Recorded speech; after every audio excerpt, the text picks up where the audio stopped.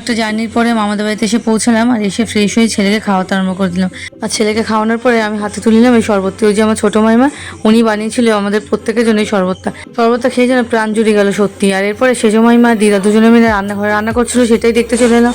সেজো মাইমা এখানে ভেজে নিল পাঁপড় আমাদের প্রত্যেকের জন্য, দিদা মাংসের আলু ভাজতে শুরু করে দিল। এই যে পাঁপড় ভাজা নিয়ে চলে এসেছি এক থালা ঘরেতে। এই যে ভালোবাসার পাঁপড় হাতে তুলে নিলাম আর প্রত্যেকে খেতেও শুরু করে দিলাম। এই দেখো এদিকে তোজোও কিন্তু খাচ্ছিল আর সৌমেনও খাচ্ছিল, সাথে সাথে ভিডিও করছিল। আর আমার মামার মেয়েটিকে দেখো, ছোট্ট বনুটাও কিন্তু পাঁপড় ভাজা খেতে খুব ভালোবাসে।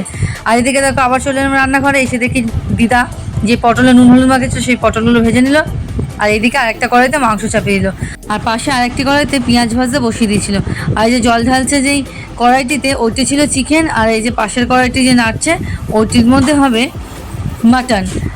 বাড়িতে তো অনেক লোক, তাই কেউ যদি চিকেন খেতে ভালোবাসে তো কেউ খেতে ভালোবাসে মাটন। আর যেহেতু আমরা আসছি তার জন্য বিশেষ করে মাটনটা নিয়েছিল ছোটো মামা। দেখে দেখো পেঁয়াজ ভাজার পরে সমস্ত মশলার উপকরণ দিয়ে দিদা বেশ করে মশলাটা কষিয়ে দিয়ে দিল কড়াইতে মাটন চাপিয়ে। দেখেই কেমন জিভে জল আসছে, তাই তো? সত্যি কথা বলতে কি, আমার মাটনটা খুব একটা ভালো লাগে না, খাই না তা বলবো না, তবে খুব ভালোবেসে খাই না মাটনটা। তোমরা কারা কারা মাটন খেতে ভালোবাসো সেটা কিন্তু অবশ্যই কমেন্টের মাধ্যমে জানিও। দিদা এদিকে মাটন কষাতে থাক, আমি দেখি আমার তোজো কোথায় গেল। হয়ে গেছে এগুলো ওর সাথে আমাদের দেখি।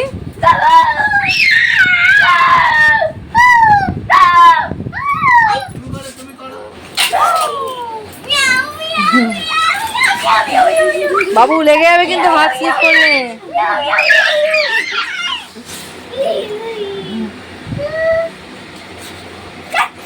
প্রথম দিন এসে দেখো কি সুন্দরভাবে মিশে গেছে ওদের সাথে। আসলে সকলেই তো ছোট, তাই ওরা খুব সুন্দরভাবে আর খুব তাড়াতাড়ি আপন করে নিতে পারে নিজেদেরকে।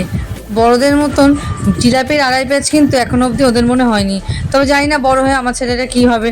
ঠাকুরের কাছে সবসময় তো চাই যে ও ভালো হোক, সবার সাথে যাতে হেসে খেলে মিশে আনন্দে প্রত্যেকটা দিন কাটাতে পারে এবং সকলকে ওর মনের মতো সকলকে আপন করে নিতে পারে।